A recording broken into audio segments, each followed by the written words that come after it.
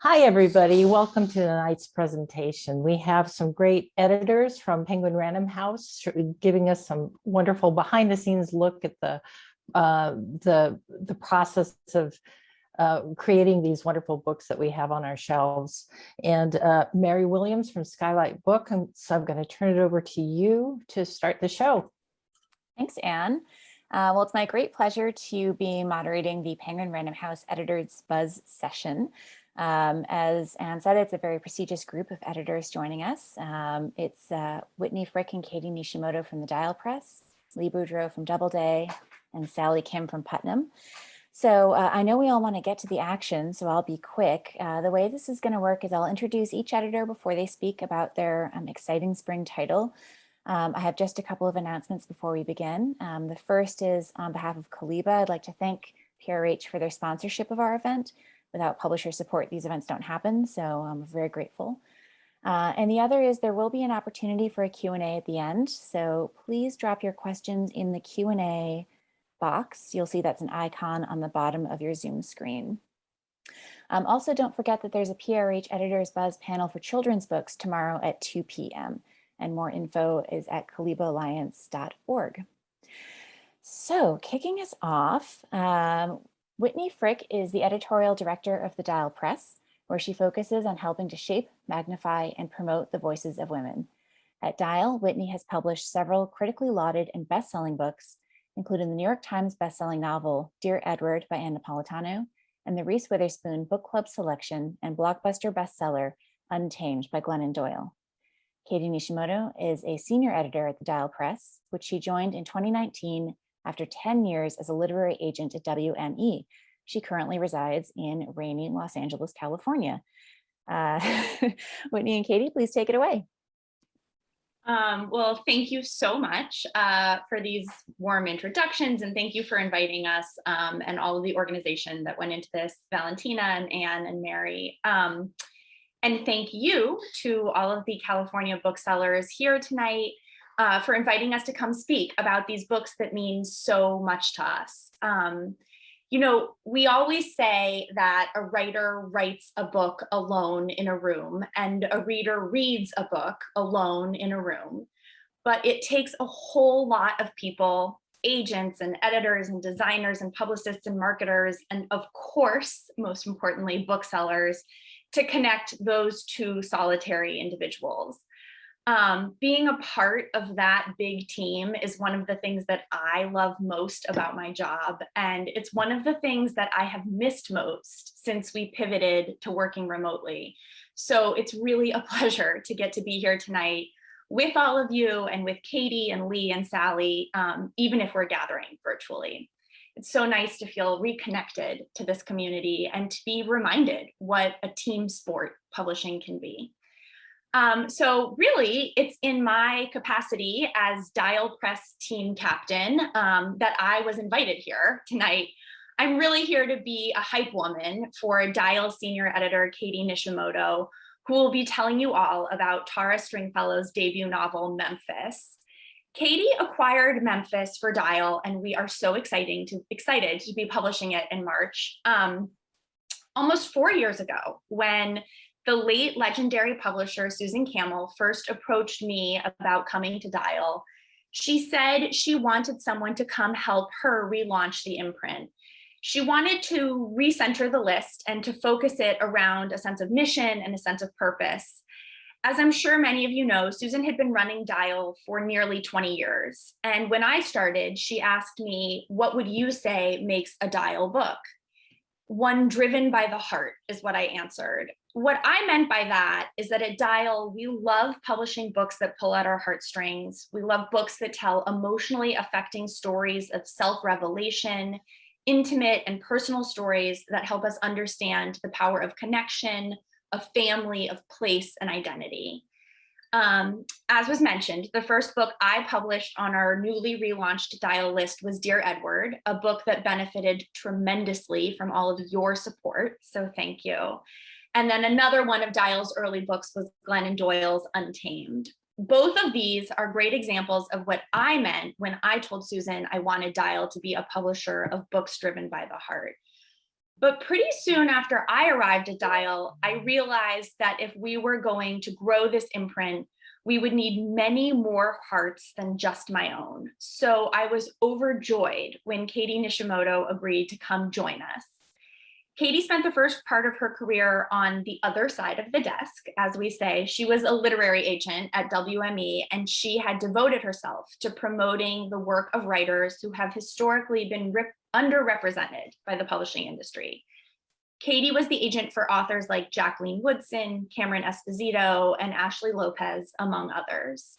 When Katy told me that she was interested in moving from agenting to editing, I knew I was going to do everything I could to lure her here to Dial. And after she had been at Dial for only a couple of months, Katy emailed me to say that there was a submission she was really excited about. In fact, in preparation for this introduction tonight, I went back and found the email Katy first sent me about this book, an email she sent me late on a Sunday. I'm going to just read one line of it for you.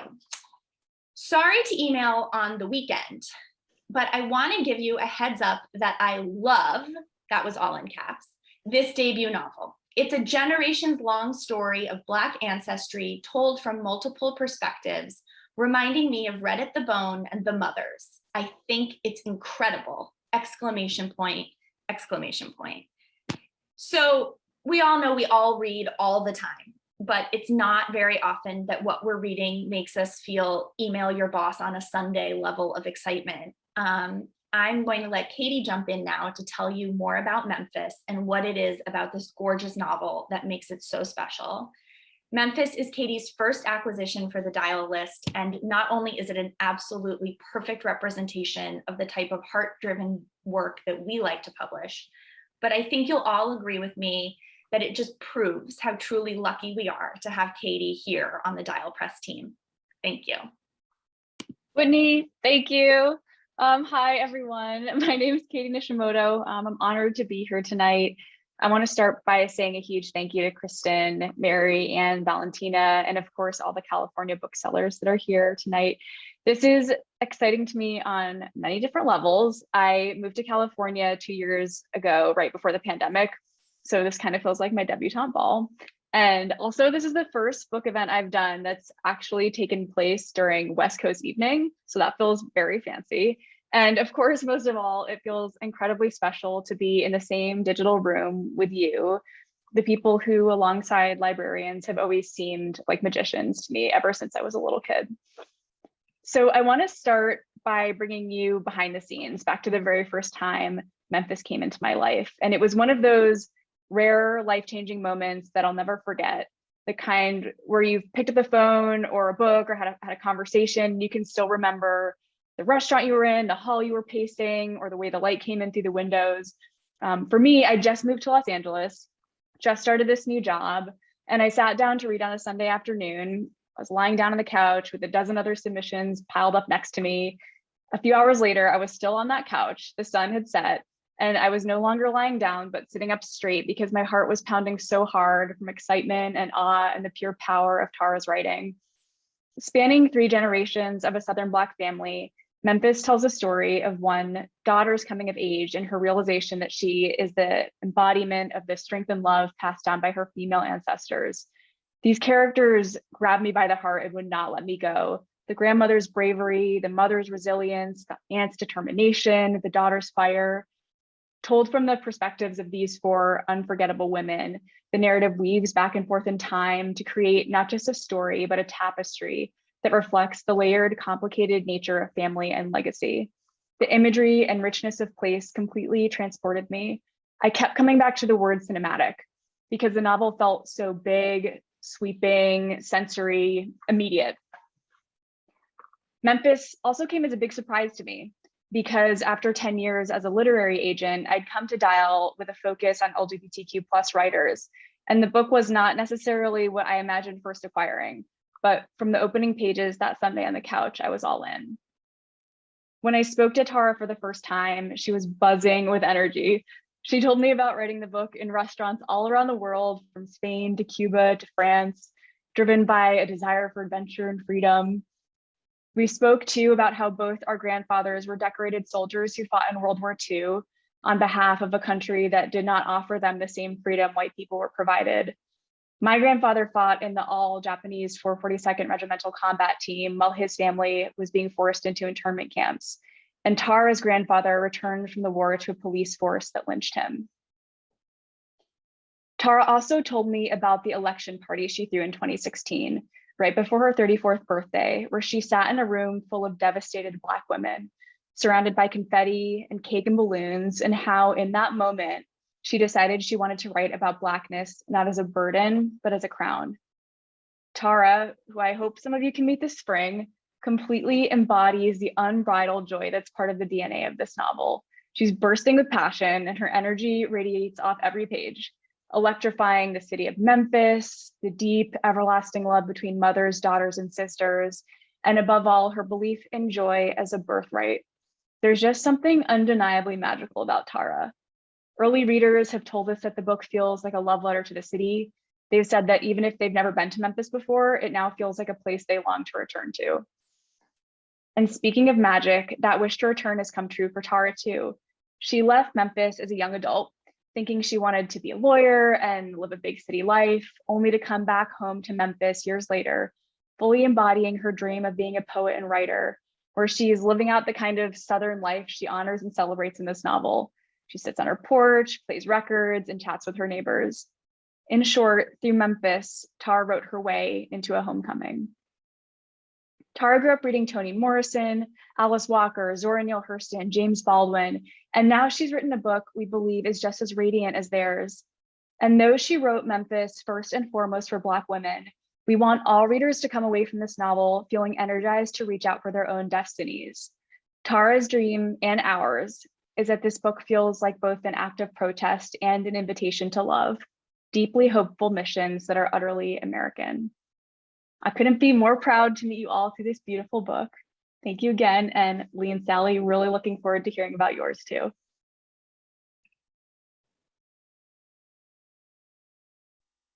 All right, we are off to a great start. That sounds fantastic. Thank you to you both for that presentation. All right, well, next up we have Lee Boudreaux.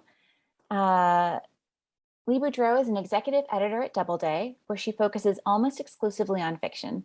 Among the novels she has edited are Prep by Curtis Sittenfeld, The Song of Achilles and Circe by Madeline Miller, Less by Andrew Shangrier, and The Most Fun We Ever Had by Claire Lombardo.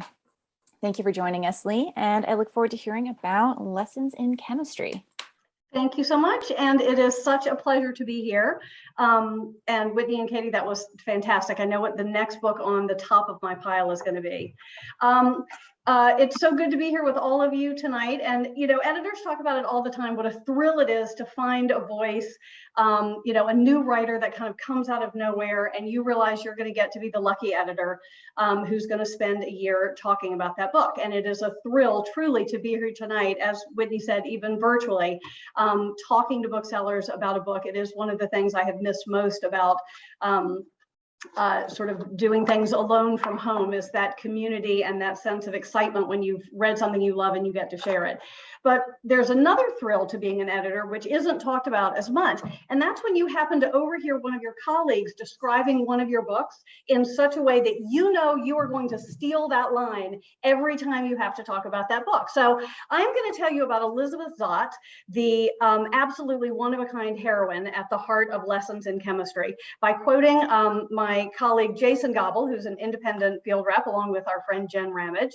He described Elizabeth Zott this way: combine Marie Curie if she looked like Grace Kelly, Julia Child if she were known for her scientifically precise casseroles, and Donna Reed if she had the steeliness of Betty Davis. And there you would have Elizabeth Zott. Now, he just named basically all of my favorite women in the 20th century. So again, you understand why I decided to steal that line. So Lessons in Chemistry, I'll quickly give you the setup. It's early 1960s California, and Elizabeth Zott is a lady chemist who is afforded just as much respect as my air quotes would lead you to believe.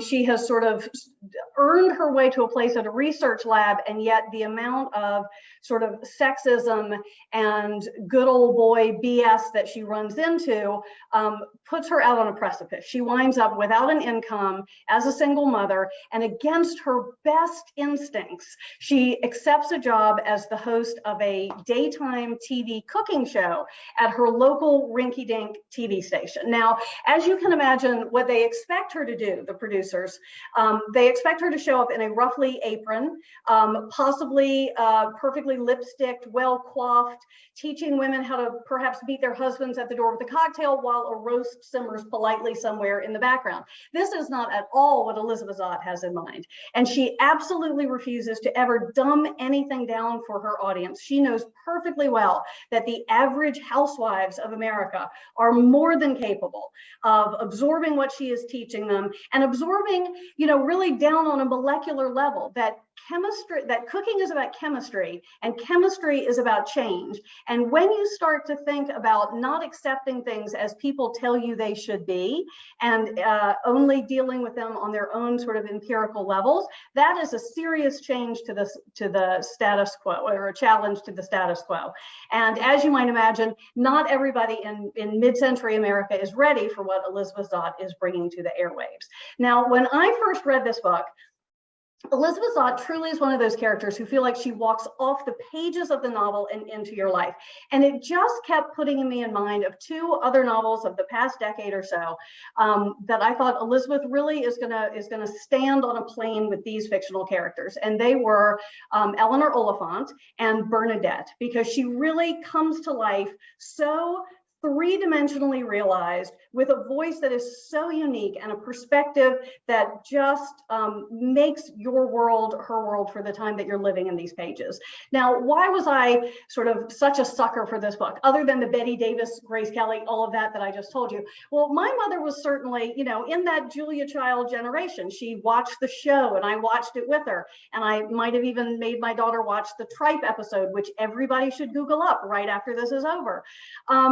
And you know, she cooked her way through the cookbooks. And I always looked at that moment as a sort of wonderfully empowering moment where this body of knowledge that was meant sort of for the chosen few, the French, often male, or the particularly well-traveled or well-heeled, when she kind of converted this body of knowledge for the few and told a housewife in rural Virginia in the 1970s that this was well within her domain to capture. And another memory I had as I was first encountering this book was when I was a young editor at Random House. The Modern Library was putting together its list of 100 greatest books for the century. It was 1999. We were, the century was changing over, and we were going to put this 100 greatest books list out cleverly right at Christmas for the Christmas shopping season. And I remember Carolyn C., who many of you know and love. I was editing her at the time, and I remember her arguing passionately that The Joy of Cooking be put on this list, along with sort of the canonical novels that everybody else was tossing about. And she was making the point that that is a book that materially changed millions of people's lives, and it deserved to be on that list of books. And that's who I was thinking about when I encountered Elizabeth Zott. It is a book that is about the roles women are often assigned in life. It is about the role models we are sometimes sort of forced to accept rather than the ones we would accept ourselves. There's a love story at the heart of this book, which keeps the comedic engine is running from the beginning to the end, but it has so much heft and heart there, even though nothing about the story of those two people works out the way you expect it to. But overall, it is a book about not giving up, but more importantly, not changing yourself to fit somebody else's description of what you should be or how you should be behaving or what size space you're supposed to take up in the world. I would be remiss if I didn't give a shout out to some of the supporting characters, because they are They are taken from the same sort of comedic gold that Bonnie Garmus is working with throughout. There is a beloved nosy next door neighbor that would give Ethel Mertz a run for her money. The milquetoast TV producer who gives Elizabeth the job and then is in for like a meteoric ride that he was not at all prepared for. Our spiritual counselor on this journey is an atheist minister, because that's just the kind of thing Bonnie likes to throw at you. And the character who's really stealing the show is a dog by the name of 630. Everybody who reads this book can't stop talking about 630. So I'm just warning you now, cover up your cat's ears, because there is a canine character coming down the pike that you are truly not going to forget. Bonnie Garmus, I have a soft spot for any author who makes her debut after the age of 50. Bonnie is a lady of a certain age in her 60s. She has raised 2 grown daughters. She has spent her life professionally working as a copy editor. She started a business on her own. Going into this line of work. She's done a ton of copywriting in the technical and medical fields. And let me tell you, she is not a professional copywriter from nothing. That is how these sentences land. She can put English on any one of them, and she doesn't let up the pace from beginning to end. I'll say a quick word about Brie Larson, because she has adopted this for a limited run television series. So be the first on your block to read Lessons in Chemistry and talk about Elizabeth Zott, and know that it will be kicked out in the TV version probably sometime next year. We bought this in a heated auction, truly the likes of which I have not seen in a long time. It is sold in over 40 countries. And I will end this with a quote from another one of my colleagues. When she finished reading it, she said, "I just want to hug this manuscript." And I'm telling you, throughout the pandemic, I have not read all the books I meant to read. I did not have the sort of focus and emotional bandwidth, honestly, to read some of the books I wanted to read or watch some of the movies. I have published many books in this time that I absolutely loved, but I knew I would not put that book in all of my friends' hands at this moment. I knew too many people who were having a difficult year, and I just knew this is not what you're in the mood for. Lessons in Chemistry is truly that unicorn sort of novel. If 10 people walk into your store, I think you're going to be able to give it to 9 of them and say, no, really, you're going to love this book. It is a delight on the page. What it's talking about, how it tells you to conduct yourself in the world, is deeply empowering, and puts a little go in your cart, but you will absolutely cherish the time you spend with these characters. So I hope you will meet Bonnie Garmus and Lessons in Chemistry, hopefully some way, sometime in person over the coming year, and she goes on sale in April. So thank you again so much for letting me come here and tell you about her tonight. Thank you so much. That is another book I'm going to have to read. That sounds delightful. So thank you for introducing us all to that. All right, so we are going to wrap up tonight with Sally Kim. Whose bio I just lost? Okay, Sally Kim is SVP publisher of Putnam, where she acquires and edits her own list of fiction, including New York Times bestsellers by Megan Abbott, The Turnout, Robert Jones Jr., The Prophets, recently named a finalist for the National Book Award, Kylie Reed, Such a Fun Age, Chloe Benjamin, The Immortalists, Christina Alger, Girls Like Us, and John Kenny, Love Poems for Married People. Recent publications include novels by Alma Katsu, Stephen Rowley, M.O. Walsh, Nicholas Butler, and Kate Russo. Forthcoming are the next novels by award-winning authors Sarah Winman and Karen Joy Fowler, the last of whom Sally's going to be discussing tonight. So Sally, take it away. Thank you so much, Mary. I am feeling so inspired tonight that my only regret is that I can't reach through the screen and hug everybody, because I think editors love hearing other editors talk about books more than anything. It's really infectious. So, and thank you for having us too. As a Los Angelino, born and raised, I always have a special place in my heart for Caliba. So thank you. So Booth, I know we publishers are guilty of overusing the label, but it's truly an understatement to say this new novel by Karen Joy Fowler is highly anticipated, in part because it's been some years since Putnam published her beloved, acclaimed, and very decorated We Are All Completely Beside Ourselves, 9 years, in fact, which was a finalist for the Booker Prize and winner of the PEN Faulkner Award. It's a rare and lucky thing for a writer to have one breakout success, but Karen had actually broken out before that book with the equally adored and admired The Jane Austen Book Club, which was a runaway success before it was turned into a popular movie, you might remember, with Emily Blunt. But I say highly anticipated because Karen has earned that very, very coveted position of being a writer's writer, in addition to being a reader's favorite.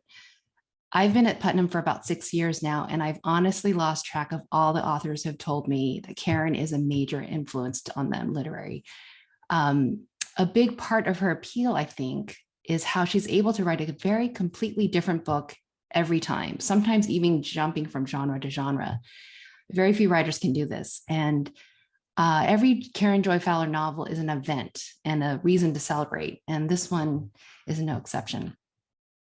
I remember when Karen's agent, the great Molly Friedrich, first called me to say that Karen was finally ready to share these new pages. She said, "It's a historical novel and it's called Booth." And I instantly knew that she meant John Wilkes Booth, one of the most infamous characters or figures in American history, the man who assassinated Lincoln. But rather than making the really obvious choice of centering the book on John, this story is actually about the family around him, starting with the patriarch, Junius Booth, John's larger-than-life father, who was, in fact, the most famous Shakespearean stage actor of the time. John's mother, Mary Ann, who seems destined for tragedy from the moment she meets Junius. And John's siblings, including spinster Rosalie, who is my all-time favorite character, headstrong sister Asia, and fierce does not even begin to cover it when describing her, and his elder brother Edwin, who can never seem to get from under the shadow of their father, both on and off the stage. I'm not kidding when I say Karen could have written an entire novel about each one of these family members. They're so interesting, so complex, and in so many ways beyond the boundaries of their time. Most of the family, in fact, was opposed to slavery. John's grandfather was involved with the Underground Railroad. And also, given the Booth stature on the stage, this book sometimes reads like a riveting history of 19th century theater, when going to the theater was as commonplace as going to the movies, well, pre-pandemic at least. But Karen draws these characters and these family members so richly. Their eccentricity, their narcissism, their complete and utter adulation of their golden boy, John. I was actually trying to think of a contemporary family to give you an idea of just how famous and influential the Booths were. And I could only come up with the Kardashians. So I apologize. I will keep thinking. I'll think of a better example. But what's amazing is how Karen draws this intimate family drama while really carefully ratcheting up of the tension that's happening in the backdrop of the country. The hanging of John Brown, the draft riots, Lincoln's rise, the Civil War, to that fateful event that you know it's coming. So of course, there's no escaping our modern day context as we're reading this book, but instead of underlining this book with a lot of modern day commentary, Karen lets us feel what it might have been like to actually live in this time. And she lets us make the connections ourselves. So instead of trying to answer the question, how did this happen? She instead explores, how could it happen? And that makes all the difference. So in any other writer's hands, I think this would have been impossible to do. Crafting a story so epic in scope and so complex in its examination, but also so intimate. Sometimes I felt like I was reading almost like a family diary. So Booth, I think, will appeal to Karen's wide audience, but also to the readers of Hamnet, of March, by Geraldine Brooks, of books like Hilary Mantel and Madeline Miller, and how those writers can take known stories, but imagine them in completely, utterly new ways. Because as Lincoln himself had said, there is no escaping our history, and Booth shows us how we must heed that warning more than ever. So I want to change gears a little bit just to say, I'm going to sneak in. I wanted to take a couple of minutes just to talk about another beloved spring novel on our Putnam list, Love and Saffron by Kim Fay, brought to us by editor Tara Singh Carlson. It's best described as a novel of food and friendship. And in 1962, a 27-year-old Los Angelino named Joan writes a letter to a 59-year-old in Washington named Imogen, thanking Imogen for her column, Letters from the Island. And as part of her thanks, Joan includes a small packet of fresh saffron and a recipe for mussels. And this letter and this gift spark a deep and soul-changing friendship for both of these women. giving life to Imogen's 40-year marriage and courage to Joan to pursue her food writing and more. All of us at Putnam have read this book, and all of us agree there's some magic in these pages, particularly in how it captures what a smaller place the world was just 60 years ago. And imagine not being able to get ingredients with just a click of a mouse. The heart and the struggle and the redemption in these pages actually feel there's a tactile sort of feeling to them, and the friendship is just ageless. And I think the magic here feels true because it's based on real friendships that the author Kim Fay has had. In 1995, Kim and her friend Janet both left their jobs at the Elliott Bay Book Company to teach English in different South Asian countries and began a letter correspondence that is still going strong 25 years later. And the book's character of Joan was inspired by Kim's friend, Barbara Hansen, a James Beard award-winning food journalist who wrote groundbreakingly in the 60s about LA's Mexican food scene for the LA Times. So this is a book, it's a gem of a book that's meant to be read in one afternoon. It's very short, very tight, and very sort of intimate. And forgive the pun, but it's meant to be gulped down whole. And we really hope you do. Thank you so much. Thank you, Sally. And now there's 2 more on my list. It's just, you guys are killing me here. So, all right. So please feel free to drop any questions that you have in the chat or in the Q&A box. I've already had a couple sent to me. So to kick off, Anne messaged me while you were speaking, pointing out what great covers all of these books have. I was wondering if or she was wondering, actually, I'm stealing her question, what the backstories are behind these covers, if there are any.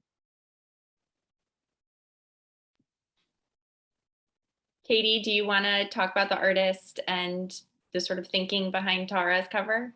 Yeah, I can talk a bit about that. So for Tara's cover, I'm so pleased that y'all are responding to so positively. You know, we knew that we wanted to work with a Black artist, a woman, and we looked at a bunch of different folks, from people who do sort of street art to designers to sort of fine artists. And Tara fell in love with this designer's work, and we sort of gave her a lot. We said, we sent her the first, I think, page of the manuscript, which opens on this porch that I sort of described in my description of the book. That's this luscious porch with there's cats and hummingbirds and bees and magnolia trees, and said, we want to create this alive feeling that's on the porch, and we also want to have these women on the cover as well. We really wanted to have these Black women, and we wanted it to feel sort of just very vivid, alive, and rich, and as bright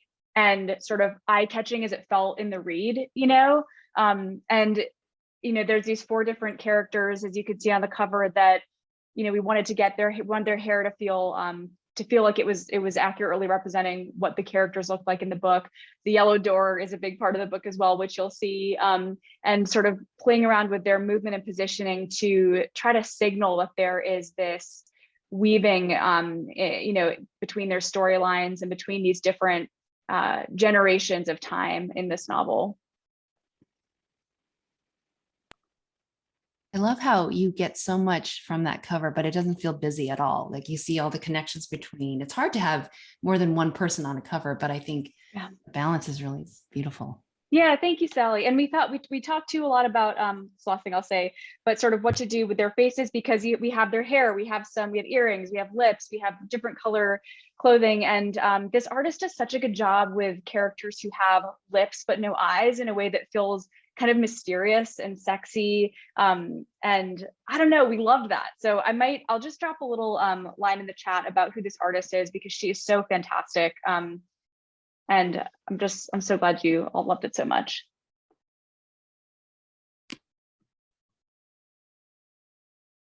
I'll just pipe in on that same note. Getting the cover right is often, as the editor, you've bought the book, you've fallen in love with the book, you've edited the book, and then there is this sometimes long and prolonged process of trying to make the outside instantly match all the complexity of the feelings that you're having on the inside. So this is one where it took us a long time, and we went through several illustrators. I want to say this was either our 3rd or our 4th, and we had that conversation where you're trying to imagine how to fit the many things you're trying to say on the cover. And we had the cooking, and we had the time period, and then we had the chemistry. And we didn't really want to show Elizabeth. I'm actually surprised that we are showing a person as much as we are here, because our idea was always that we didn't want to telegraph exactly who she is and how she looks. And we didn't want to we didn't want to sort of put her out there too much in the way that wouldn't have been appropriate for a character who wanted to be taken seriously for her brains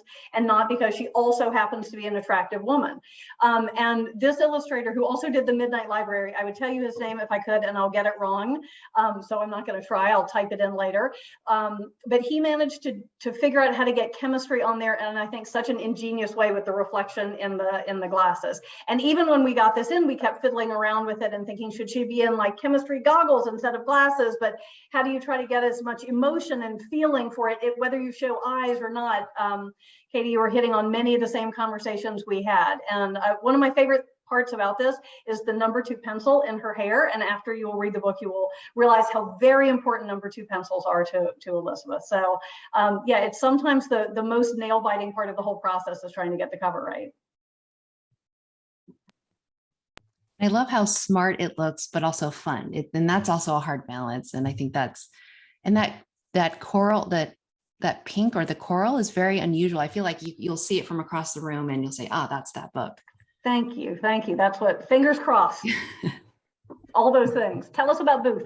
So Booth, so this was interesting in that, Karen, because of all of her very different books, she doesn't have a look, and that's very, sort of intentional. But so we didn't actually, my favorite thing to do, which I think the art department, I don't know if they like this or not, was to not really give them much, to say, surprise us. I mean, other than the fact that her name should be legible and the title is nice and short. And it's the kind of thing where some people might not know it's Booth, John Wilkes Booth right away, but to give it a bit of a historical context, but not make it look like a dusty tome. So it was interesting to kind of, we did use we looked at some competitive books or just books that sort of kind of messaged, and Hamnet was one of them too, to say, it's a one-word title, but also looks very entertaining and fun to read, but also it's a serious book, and it has this sort of epic scope, but intimate, family story. So this is really, it was, I think, the first thing we'd seen, and it was, we had different vines and different birds, but for the most part, we saw this and said, we love how the flora and the birds sort of indicate family right away. So you understand that this is like, it has some sort of family element. And I don't know if you noticed the copperhead snake, the other birds represent the siblings, but the snake is somebody else. So there was an element of danger that we wanted to introduce sort of in the Garden of Eden kind of sort of way. But other than that, we really lucked out in terms of, I think, the unusual color. I think I don't see this color combination very much. And we knew it just sort of said this book to us because it's a historical novel, but it's historical not in the way that it was meant to be. It's just, the way I always describe it, it's a Karen Joy Fowler that happens to be a period story. And I think this cover sort of says that. So we're also taking this opportunity kind of to repackage her backlist using this as a sort of a model, but it's been interesting to see how each book has in the repackages we've come up with very different looks for each one. And I think it's the nature of the books themselves, but this is sort of our mothership. So. Great, thanks to all of you. Before I ask my next question, I just wanted to highlight in the chat that in the, what is it called? The gallery. There are galleys for Booth and Lessons in Chemistry. Also, Valentina dropped in the chat the Edelweiss links to all 3 books, and I noticed that all 3 have request or download buttons on them on Edelweiss as well. So be sure to snag these galleys and read up on them. So I think we have time for one more question. I don't know about all the other booksellers here, but this has been such a weird and frantic fall that I'm terrified that I missed something interesting that slipped past me. So I was wondering if you have a book you'd like to highlight for our booksellers that's already out that either maybe flew under the radar or just that you're particularly excited about from your lists.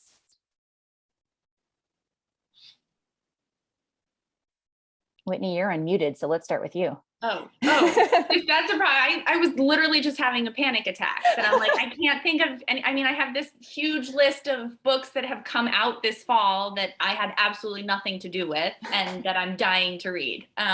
So I could just start telling you about those.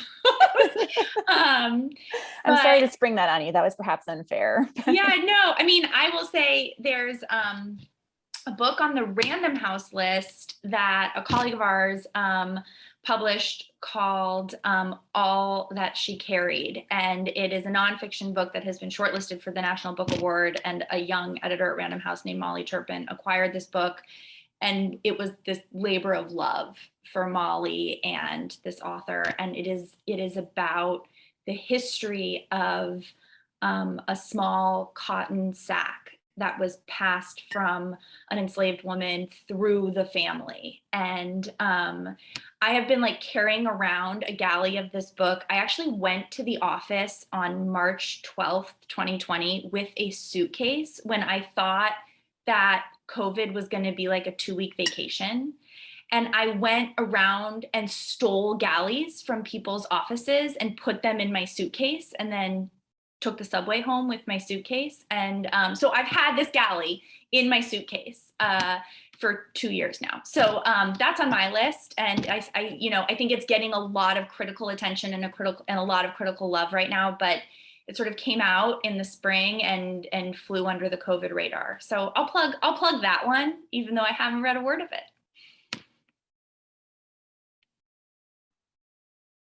I can mention a book that, I mean, it came out over the summer, but you know, that's just what it's like right now. It's like, that's the most recent thing I've read on our list. But anyway, this is actually one of Whitney's books, but I feel very obsessed with it. It's called Rock the Boat by Dory Stein. And I read this book because I have, been really, as I think many of us have been feeling, like I have not necessarily been searching for the next heavy read, that will just really bring me, despair and all that kind of stuff. So I've been really interested in some of these more lighthearted, fun, sense of humor type of books. I mean, similar sort of to how Lee, you're describing yours. And so anyway, I picked up this book and I had never read anything by Beck before. And it was just so much fun. It's, this woman, her life sort of falls apart in Manhattan, and she goes back to her hometown, which is this place called Sea Point in New Jersey, which I have no reference point for. And you just completely fall in love with this town and her experience of trying to sort of figure out her life there. And there's the love with siblings and family and overall, and the love of a sense of place, which I always respond to in novels. So for anybody who is looking for a pick-me-up that is very, very fun, what I did is I listened to the audiobook of Rock the Boat, and I loved the audiobook. It was really well done. So that would be my recommendation. Thanks, Katie.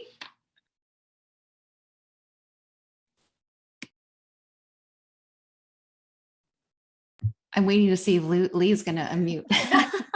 We're all waiting for each other. I was hitting the wrong button until I did it first. Okay, well, I love getting this question because I would love to just throw out for the book I might have been thinking of when I talked about publishing books that maybe felt a little sort of sad for the moment we're in. So I'll actually go back and talk about that one. It's a beautiful first novel called Brood, and it's ostensibly about a woman who's trying to keep her 4 chickens alive as this terrible Minnesota winter is sort of barreling down on her. But what she's really thinking about is a miscarriage that she had in the past. And it is this beautiful novel that it's like Marilyn Robinson level of quietness, about being sort of still within yourself, and about it does not have the magical happy ending there where she gets the positive pink plus sign. It is about sort of accepting what is happening, and the chickens come to symbolize, when you're trying to take care of something in this world and you realize it's just not within your ability to be able to take care of all the things you want to, or in the way you would want to. And it's just a beautiful novel. It's currently shortlisted for the Center for Fiction Prize, and the author's name is Jackie Polson, and I'm certain we're going to be seeing much more of her. It was her debut novel, but I will just say if it is still there in your store, she's getting a little bit more recognition here at the end of the year, and I hope it's a book that can kind of chug through and find some more hands, because it did spend its entire life under COVID, and it was not the easiest time for it to stand out, and I do think it will have a long life in paperback and afterwards. So thanks for giving us the chance to mention that too. Can I cheat and talk about a book that comes out in a week? It's a book called Still Life, and it's our second novel that we're publishing by Sarah Winman. And some of you on the call might remember Sarah's previous book, which she published a few years ago, called Tin Man, which is still a book that kind of brings tears to my eyes every time I think of it. But Still Life is sort of the yin and the yang to Tin Man. Tin Man was a short 200-page book that made you, you would cry ugly tears reading, a book on public transportation. It was such a dear and intimate book about three people and kind of the love that surrounds them. Still Life is a big book. It's a long book. It's set around a young British soldier. It starts with him, stationed in Florence during World War II, but it follows the 5 decades that continue in his life, and a chance meeting with an art historian that sort of sets his life in a very different direction. And it's big, it's boisterous, it's Florence, it's, food, love. E.M. Forster kind of makes a passing appearance here and there. And so it's just one of these books that you can't believe in some ways it's from the same writer, but in many ways it's for the same reader. So I love this book, and it's out in a week, and it's all we're talking about at Putnam right now. Wow. Well, I'm really sorry to say that we have to leave it there. We're out of time, but I know I really enjoyed this session. I just want to thank you all again for turning up. I know it's quite late for all of you on the East Coast, except for Katy, who's out here with us on the West. So yeah, thank you so much. I know that the other attendees can't, applaud you off screen, so I'll just give you a quick round of applause. This was a lot of fun, and thank you. And to all of you attending, please do check out those Edelweiss links. Please do request those galleys. They all sound great. Thank you, everyone.